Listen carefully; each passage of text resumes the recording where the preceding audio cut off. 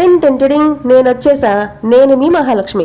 ఇంట్లో గులాబీ పూలు ఉన్నాయి అనుకోండి, పెడితే దేవుడికి పెడతాం, లేదంటే మనం తల్లో పెట్టుకుంటాం కదా. కానీ ఈ రోజు మాత్రం నేను గులాబీ పూలు దేవుడికి పెట్టట్లేదు, అలా అని నేను కూడా తల్లో పెట్టుకోవట్లేదు.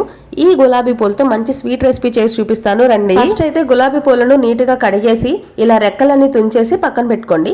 ఆ తర్వాత ఒక డేషా తీసుకొని ఫస్ట్ ఒక లేయర్ గులాబీ పూల రెక్కలు వేసిన తర్వాత మనం మొన్న ప్రిపేర్ చేసుకున్నాం కదా బెల్లం పొడి, ఆ బెల్లం పొడి కూడా చల్లేసుకోండి.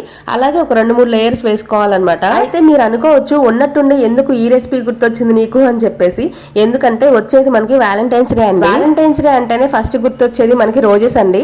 సో రోజెస్ తో మంచిగా స్వీట్ చేసి మీ వ్యాలంటైన్ కి తినిపించండి. మనం ఇందాక గులాబీ పూలని బెల్లాన్ని లేయర్ బై లేయర్ వేసుకున్నాం కదా, దాన్ని తీసుకొచ్చి స్టవ్ మీద పెట్టి ఉడికించుకోవాలి. ఒక 2-3 నిమిషాలు ఉడికించిన తర్వాత దాంట్లోనే కొంచెం ఇలాచీ పౌడర్ కూడా వేసి మళ్ళీ మూత పెట్టి ఇంకొక 2-3 నిమిషాలు ఉడికించుకోవాలి. 2-3 నిమిషాల తర్వాత స్టవ్ ఆఫ్ చేసి ఇలా ప్లేట్ లో పెట్టేసుకొని చల్లారిన తర్వాత టేస్ట్ చేస్తే చాలా బాగుంటుంది. అలా చూసేసి వెళ్ళిపోకుండా అబ్బా. ఈ వీడియో నచ్చితే లైక్ చేయండి. ఇంకా వ్యాలంటైన్స్ డే స్పెషల్ గా నేను చేసిన ఈ రెసిపీ ఎలా ఉందో కామెంట్ చేయండి.